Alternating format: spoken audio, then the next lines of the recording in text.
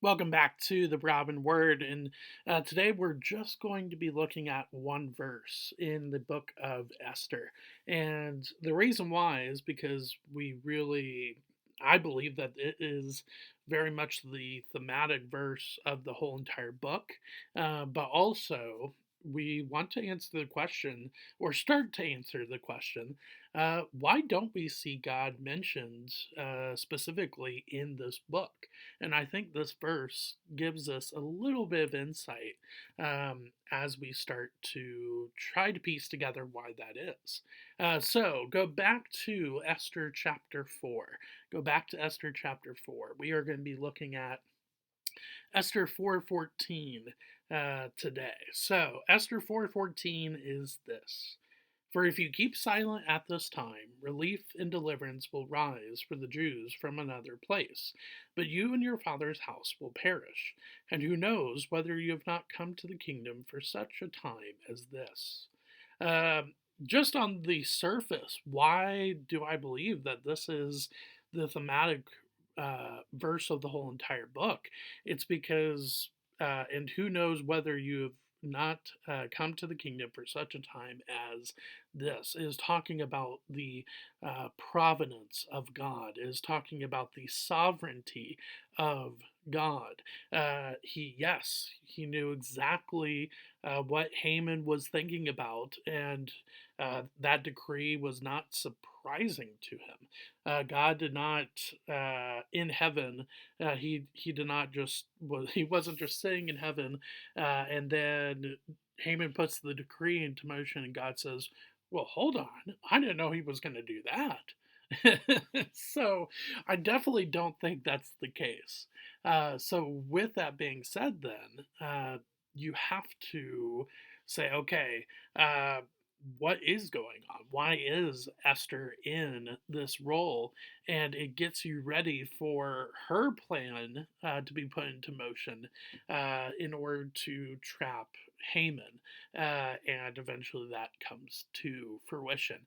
But the other thing I think too is that even in the midst of them being in exile in Susa, after being in exile in Babylon, um, even all of this, even all of the the fact that the Jewish people are in exile and are not back in Jerusalem, um, that even that is put into plan. The fact that they were in Egypt for so long, but then God raised up Moses and Aaron in order to help bring forward the Exodus out of Egypt. Then you have the Babylonian exile, but then we have King Cyrus built up not just to take over the Babylonian Empire and quash it, but then to put into motion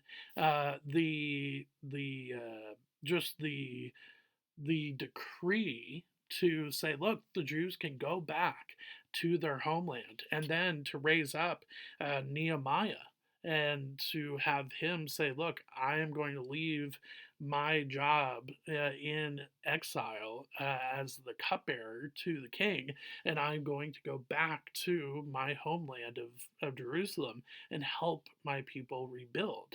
It is a beautiful thing to see.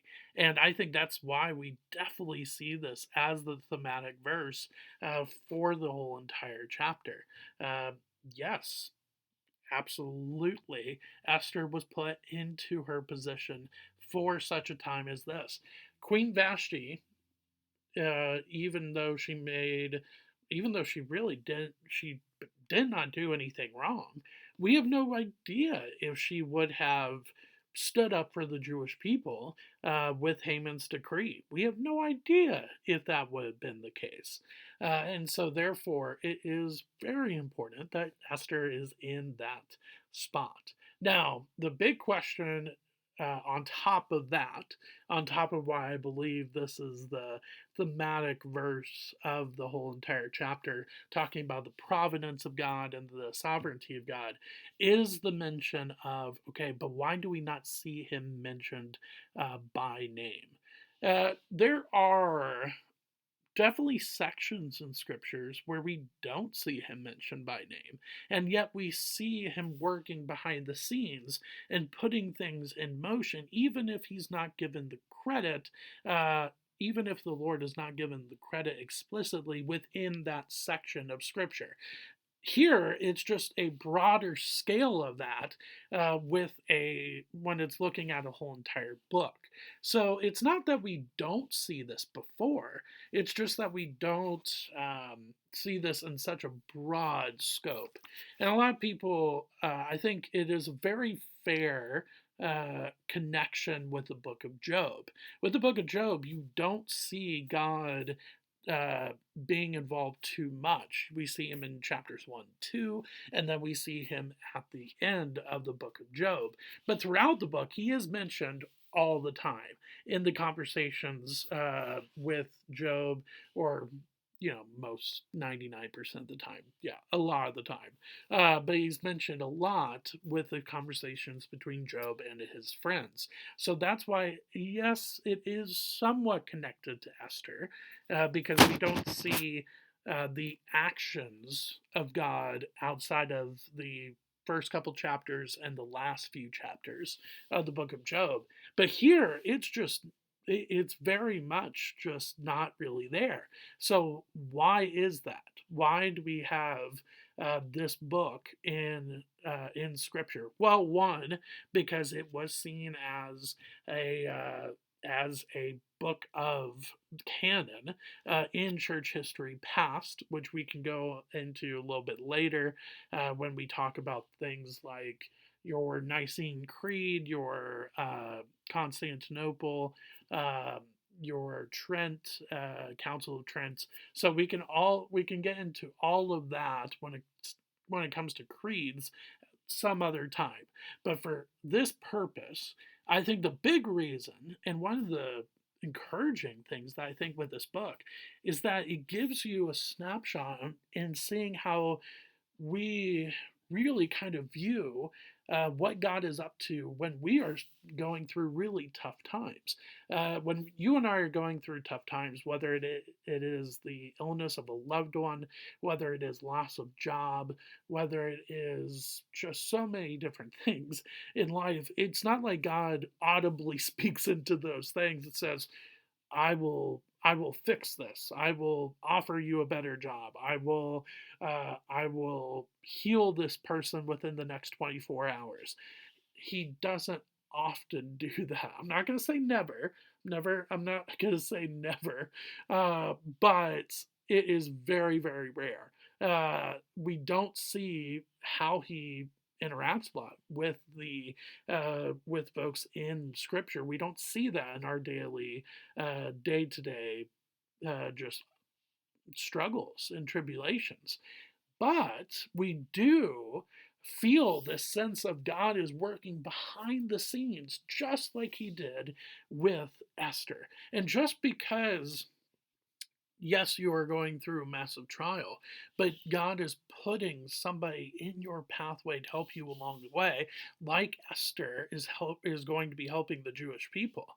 That is an incredibly important thing, and that is an evidence that God is working for uh, your situation. Now, it may not be in the time that you want, and it may not be the result that you want. A lot of people say, "Oh, God works for our good." Yes, he works for our spiritual good. It's not always that he works for our physical good or our monetary good. I mean, there are countless examples of Christian martyrs. Did they all want to die in that moment? Probably not. And yet, God has them walk through those moments of martyrdom. Why is that? Because he has written every single thing for our spiritual good. And so that is a little what we see with this one verse. So, with that being said, I hope that that gives you a level of encouragement in why, yes, we may not see God mentioned explicitly and specifically as much in this book, but definitely does not mean that he's not at work. So I will see you next week, though, as Esther puts in her plan on how to trap Haman. And so she will start that plan next week. Thanks.